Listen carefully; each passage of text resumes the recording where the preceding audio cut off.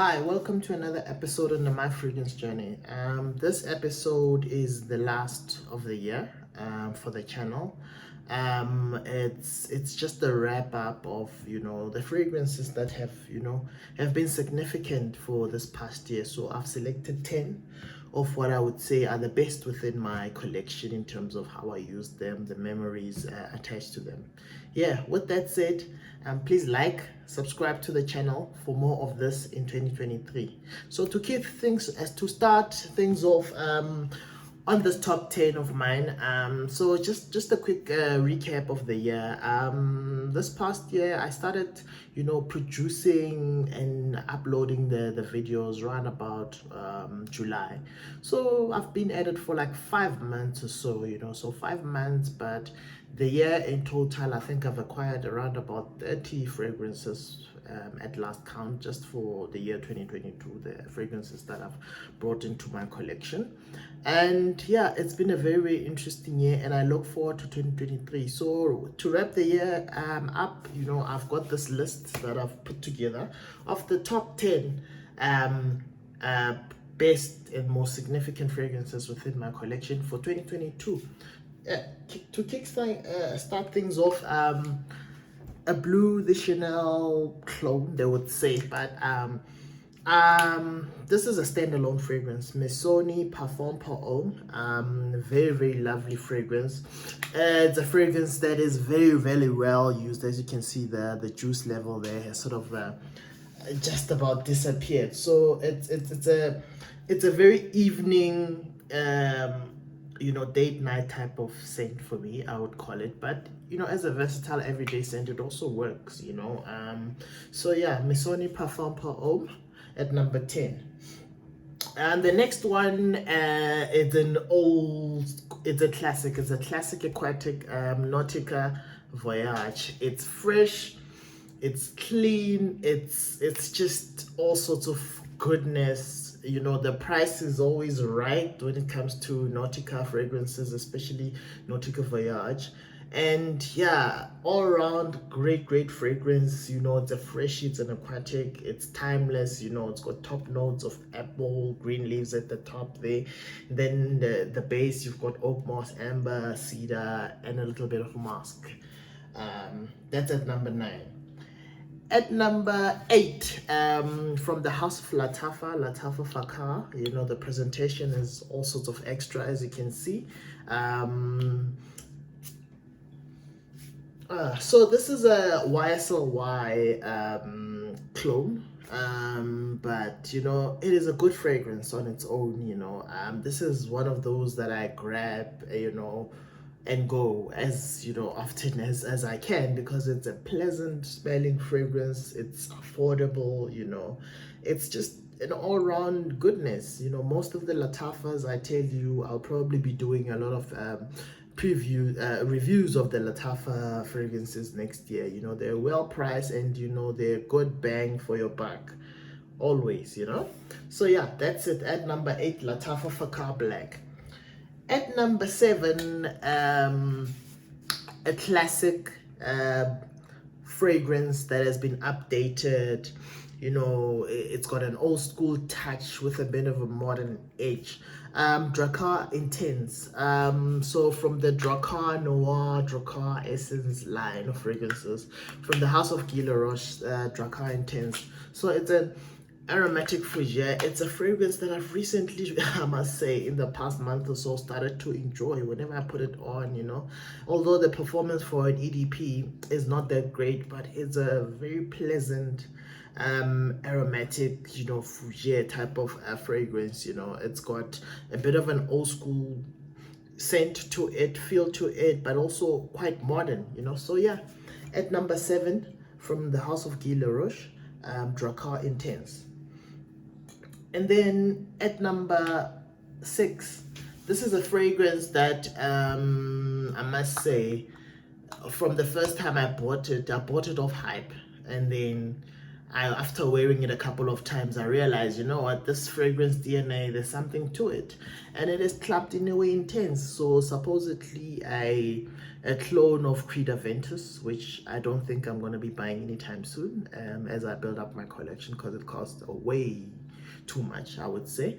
But I'm thinking of probably getting a sample just to test it out and compare to these so-called clones of it. So this is a very, very popular DNA I'm picking up. So there's 2 other fragrances in my collection with the similar DNA to this. So I'll be reviewing that in the coming year, just doing a lineup of these fragrances that have a similar scent to that club, not club de nuit intense, but rather Aventus type of scent DNA.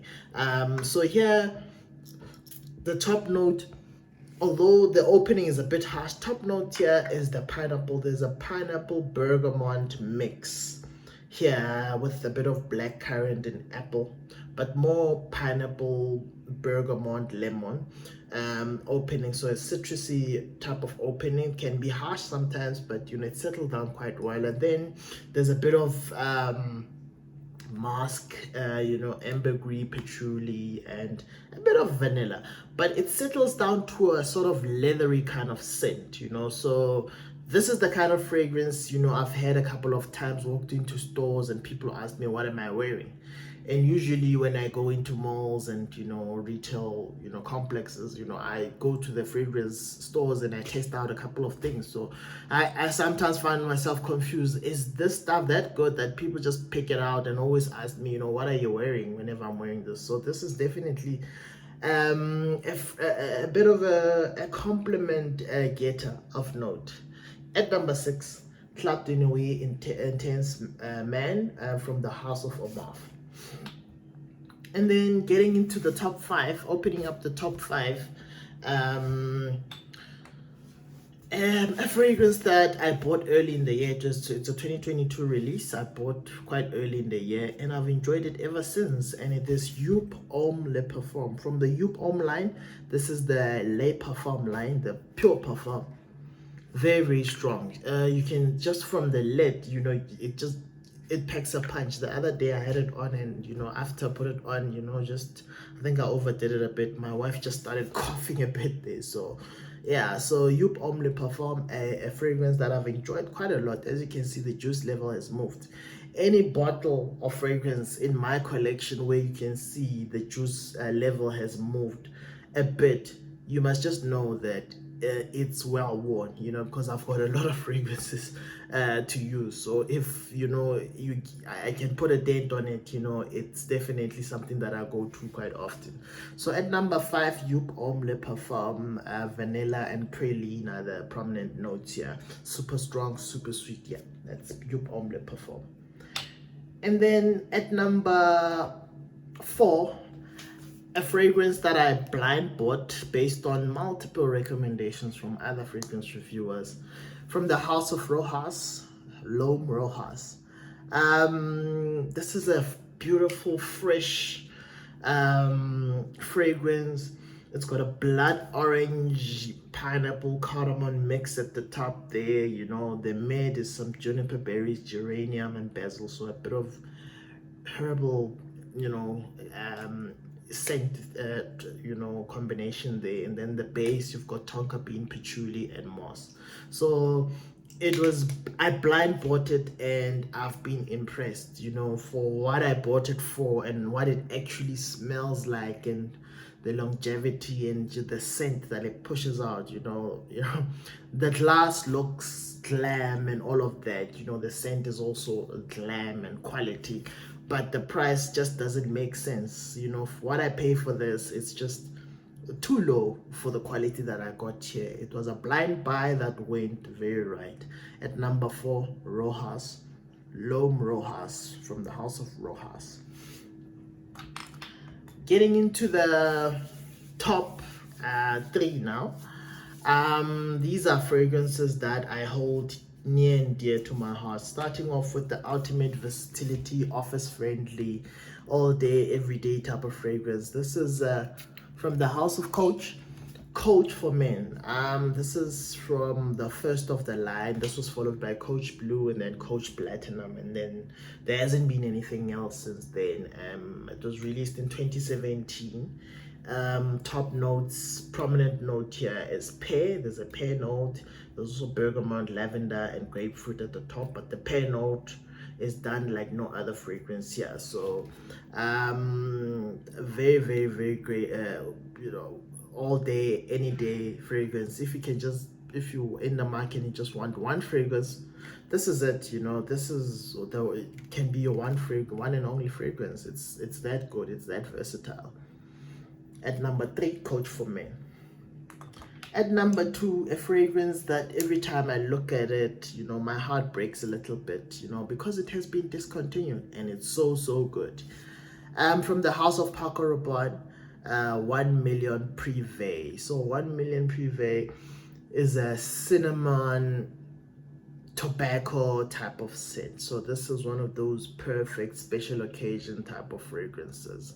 It is beautiful. It is a beautiful scent, and you know, it's unfortunate that, you know, they had to cut it off for some reason to make space, maybe within the 1 million line, or to make sure that, you know, the Invictus line, there's space there, you know, or just the overall Paco Rabanne fragrance line. So from the house of Paco Rabanne, at number 2, 1 million Prive, a great fragrance. As you can see, it's heading towards the end there. I don't know how long I can make it last, but you know, I'll try to make it last as long as possible, up until I can, by some miracle, find another you know, bottle of this.